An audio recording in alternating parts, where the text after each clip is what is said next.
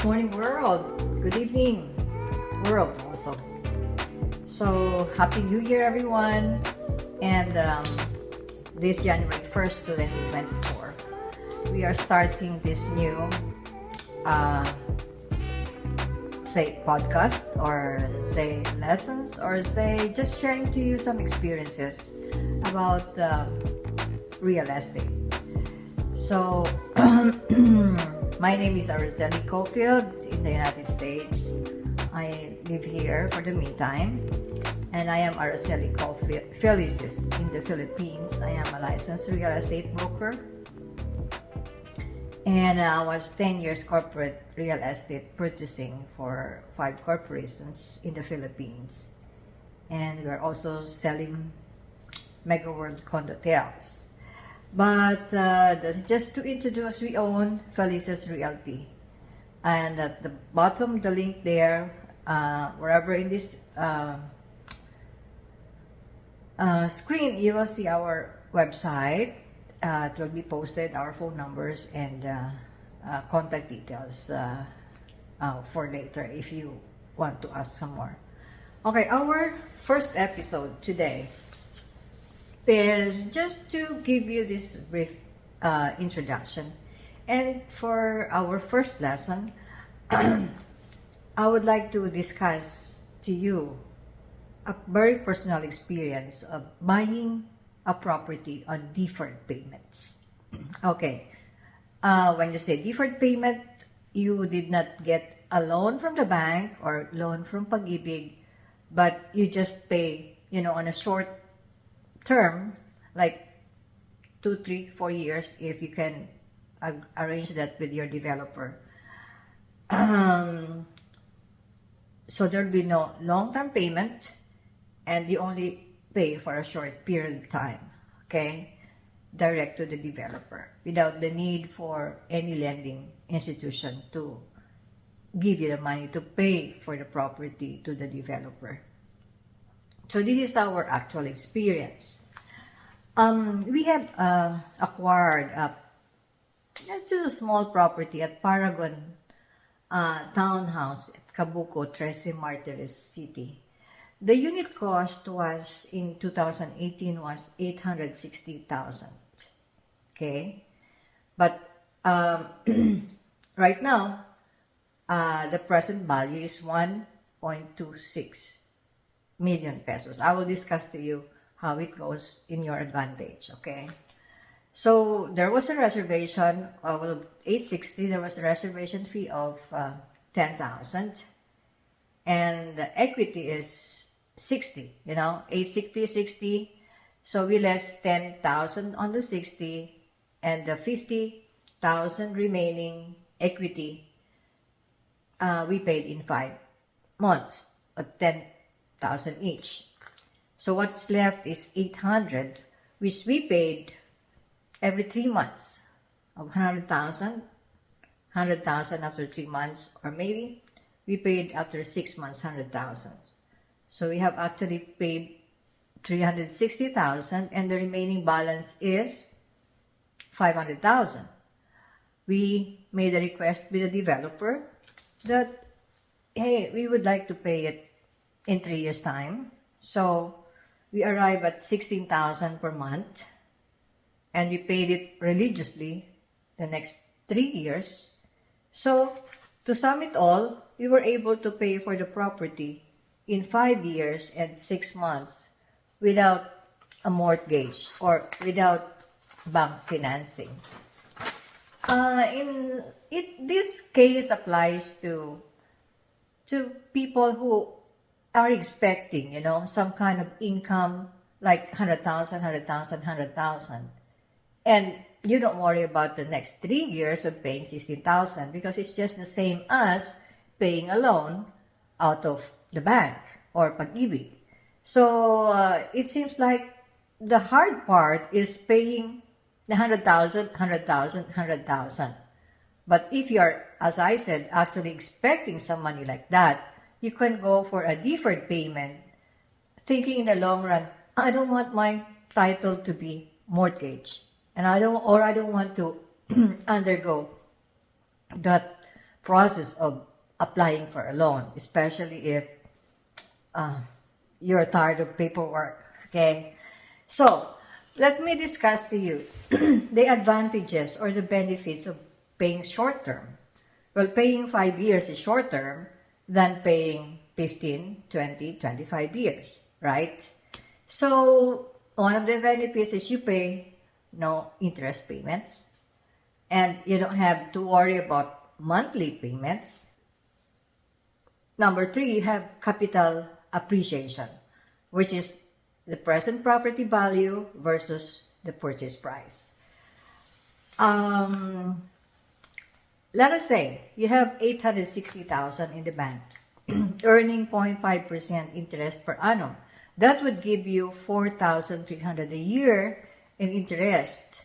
Times 3 years, you would have earned 12,900 pesos. Now, let me show you how capital appreciation of your property works. You purchased our property 860 and the present value now is 1.260. Then we minus some 150 for the improvements that we made. So we made a net income of 250 in terms of capital appreciation. So 250 over the income that you could have earned from income payment,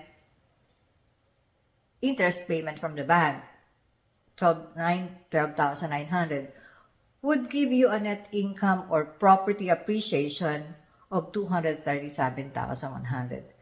Well, if you put your money in the bank, ganun lang yung kikitain niya.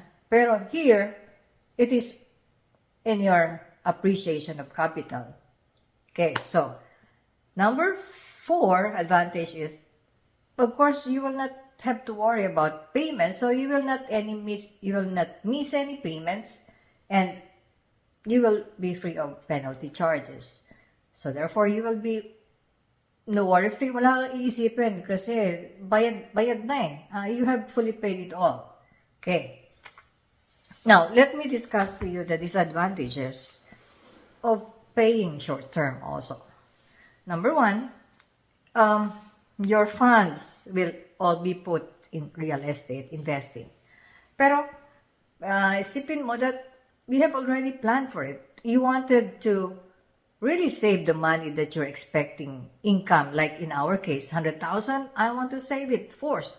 And another 100,000, I want to save it forced savings. And another 100,000, I'm expecting on sale. So, I'll put it for savings because if you do not put it in a forced savings anyway, you will spend it anyway. So, it's kind of being practical about the money that you are expecting to receive and putting it in a better place that is good for you in the future. Okay. Now, let me also point out one important thing.